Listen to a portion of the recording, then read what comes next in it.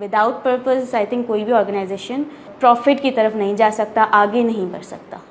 Hello, this is Ayesha Pivani, the cofounder of Air Kiswa clothing brand. मैं एक mom भी हूँ और साथ साथ मैं ये एक छोटा सा बिज़नेस मैंने स्टार्ट किया था अपने घर से, जो कि बहुत ही हमारी एक बहुत बड़ी जर्नी अब स्टार्ट हो चुकी है ऑलरेडी।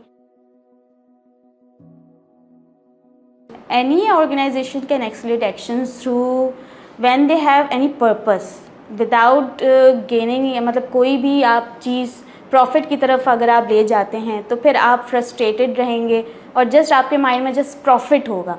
तो आई थिंक प्रॉफिट जो है मेन पर्पस आपका नहीं होना चाहिए। ऑब्वियसली पर्पस तो वो भी है, बट उसको अलग रख के फिर आपका कोई एक मेन पर्पस हो। जैसे एज एयर किस्वा, वो हमारा पर्पस हम ये बनाते हैं कि हम अपनी ऑडियंसेस को, हम अपनी वुमेन को एलिगेंट और सोफिस्टिकेटेड जो है वो ड्रेसिंग दें।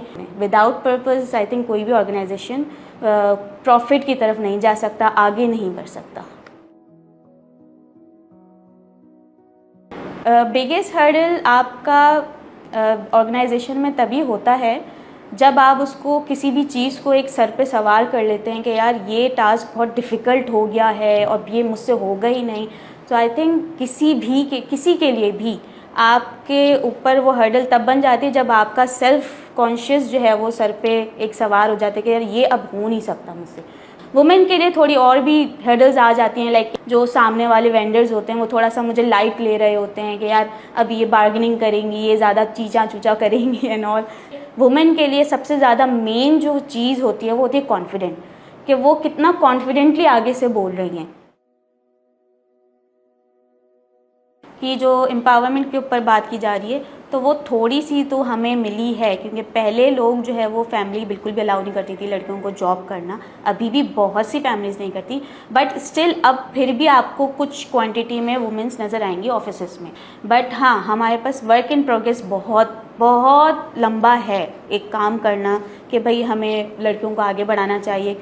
मैं ऑनलाइन काम कर रही थी और I was 5 to 6 months pregnant और मुझे एक बहुत अच्छी अपॉर्चुनिटी आई थी, कॉल आई थी इंटरव्यू के लिए। मैं उधर गई, जब ये उनको ये बताया कि प्रेग्नेंट हूँ तो it was like a turn down for me, कि एकदम से उनका मुंह बन गया लाइक ओ अच्छा, वो जैसे कि बहुत कोई बड़ी चीज़ है और मैं प्रेग्नेंट हूँ तो मैं काम नहीं कर सकती हूँ। ऐसी मैंने उनको ये बात डिस्कस करी तो ही वॉज लाइक ओ अच्छा ठीक है, आप घर जाएं, मैं आपको बताता हूँ एंड ऑल। तो इट वॉज वेरी मतलब डिसहार्टिंग फॉर मी।